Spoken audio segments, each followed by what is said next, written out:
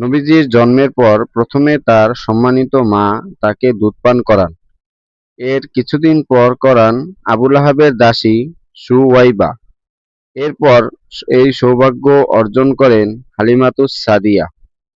তখনকার আরবের সম্ভ্রান্ত লোকদের অভ্যাস ছিল তারা তাদের নবজাতককে দুধ পান করাতে পার্শ্ববর্তী গ্রামে পাঠিয়ে দিতেন। এর মাধ্যমে শিশুর দৈহিক স্বাস্থ্য ভালো থাকত এবং গ্রামের বিশুদ্ধ আরবি ভাষাও তারা সহজে রপ্ত করতে পারত। এজন্য গ্রামের মহিলারা দুগ্ধপোষ্য শিশু নিতে প্রায়ই শহরে আসত। নবীজির দুধমা হালিমা সাদিয়া বলেন, আমি তায়েফ থেকে সাআদ গোত্রের মহিলাদের সঙ্গে দুগ্ধপোষ্য শিশু সংগ্রহের জন্য মক্কার উদ্দেশ্যে রওনা দেই। সে বছর দেশে দুর্ভিক্ষ চলছিল। তখন আমার কোলেও দুগ্ধপায়ী এক সন্তান ছিল। তবে আমরা বেশ দরিদ্র পীড়িত ছিলাম।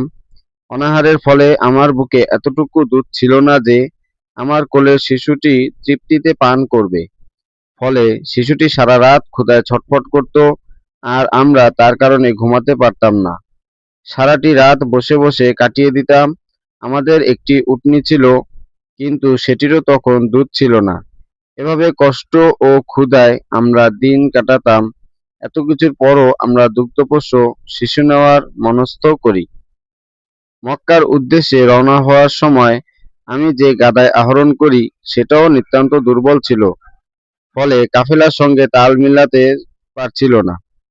এজন্য সফরসঙ্গীরা আমাদের ওপর বিরক্ত প্রকাশ করছিল।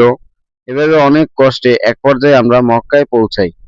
সেখানে পৌঁছার পর শিশু মুহাম্মদকে দেখার পর জানতে পারেন তিনি পিতৃহীন ইয়াতীম।